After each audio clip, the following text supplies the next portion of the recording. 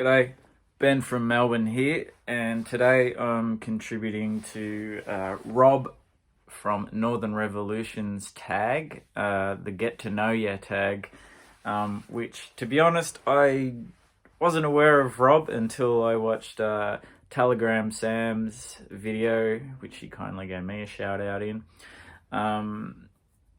And I really liked the idea. And the idea was a set of questions to choose 3 albums which have a story and affected you in some way and meant a lot to you, and also to give a shout out to another channel that doesn't get enough love. And I'd like to shout out to Chris from Total Insignificance, which is one of my absolute favorite channels. More people should watch him. That man has an amazing collection of garage rock, punk, sludgy metal stuff, crazy experimental jazz. Great stuff. And he's got an incredible collection of Texas punk music as well. And he's done a couple of features on 7 Inches and that. Check him out. I'll leave a link below to his channel. He needs a lot more love. He does great stuff and no bullshit, straight to the point. Tells you who's on it, when it was released, where it's from. He's all about facts and I love it. 5-minute videos usually. He's on it, man. Anyway, speaking of non-5-minute videos, this will probably ramble on a bit. So the first one I'm going to talk about is AC/DC's TNT. This was probably the first AC/DC album I owned. I didn't own it at the time because I was far too young. Had it a little bit later on when I was in primary school. This was probably the first thing that felt like my music, because it wasn't like my mum and dad's music or my uncle and older cousin who were a big influence on me. This was the sort of stuff that I would ask my mum and dad, can you put this on the turntable? And I'd put headphones on and get lost in AC/DC, and a lot of Bon Scott's lyrics completely went over my head at that age. Have great memories of another cousin who was a similar age to me, and we both absolutely loved AC/DC, and we put it on and turn it up, and we both do a whole concert jumping around in the lounge room off the couches and stuff, doing the air guitar, and we'd always have a fight over who was going to be Angus and who was going to be Bon Scott. And as I got older, I realized Bon Scott was the man. And then when I got even older, I realized, no, Malcolm was the man behind all the riffs, but Bon Scott was definitely the greatest frontman ever.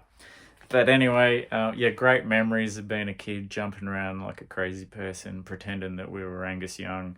And then finally in, I think it was 1988, 89, I got to see them live. Of course, that was with Brian Johnson, and it was probably my first concert I went to without parents or guardians, and it was just mind-blowing. I couldn't believe it. The Cannons, Angus, the Hell's Bell, when it came out and Brian swung on it. Incredible, great memories. And I've always had a soft spot for Bon Scott era AC/DC. Because it's a big part of my childhood, and as being an Australian, and seeing the film clip to It's a Long Way to the Top with the band on the back of the truck going down Swanson Street, which then years later I worked there in the city, and even though it had changed a bit, it was kind of cool to be like, can't believe they came down here and filmed this great clip. And great stuff, great record. I don't have to tell you that, it's AC/DC. All right, the next one, there's actually 2 records, so it's kind of a cheat, but I can't separate these two. This is Midnight Oil with 10, 9, 7, 8 654-3-2-1, or as we call it, 10-1, and Red Sails in the Sunset.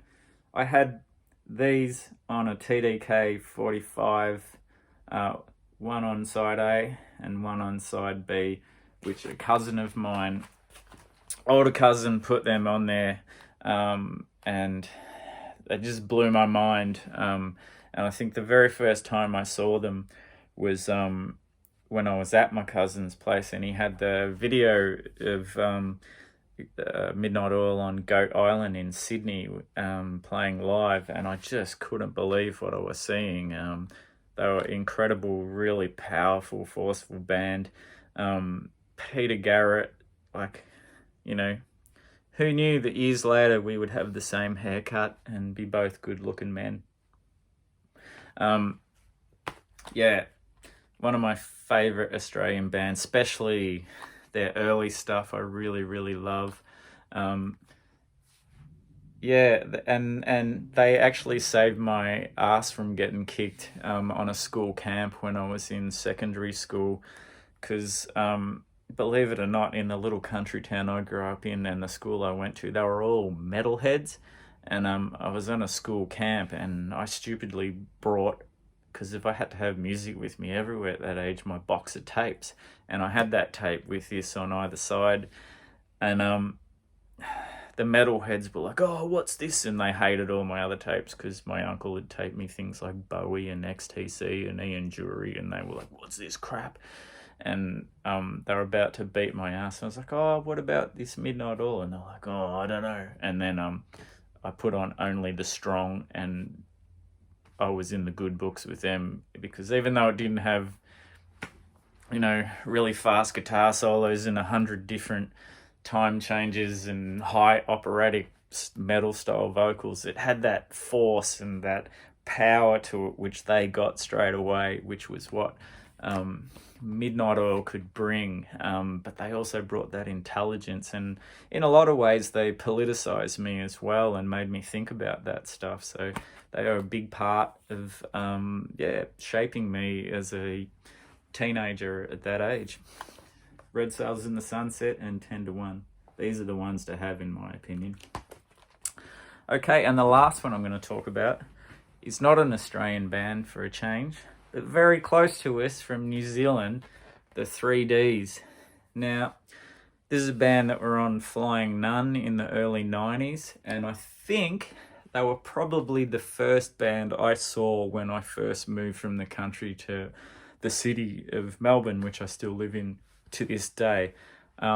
If they weren't the first, they were definitely the one that I had the most influence on me, and I had that aha moment, because I think they were one of the first bands I ever saw live in a small club show in a great place that doesn't exist anymore, called the Punters Club.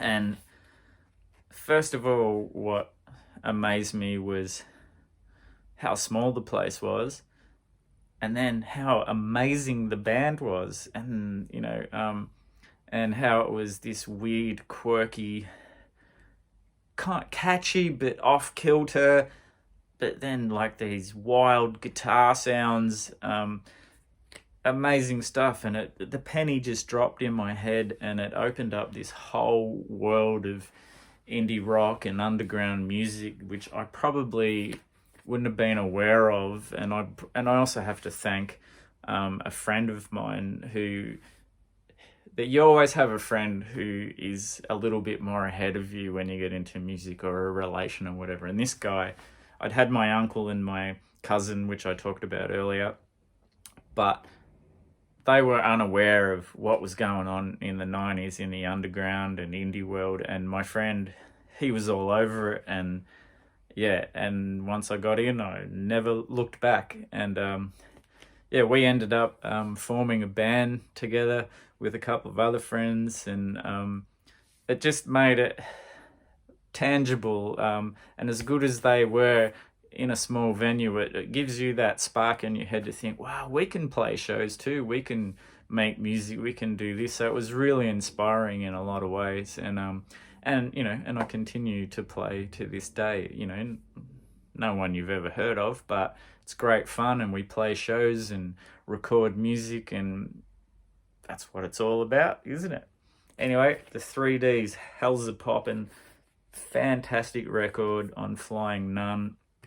One of the best labels, in my opinion, from the 80s and 90s, and continuing to put out great stuff.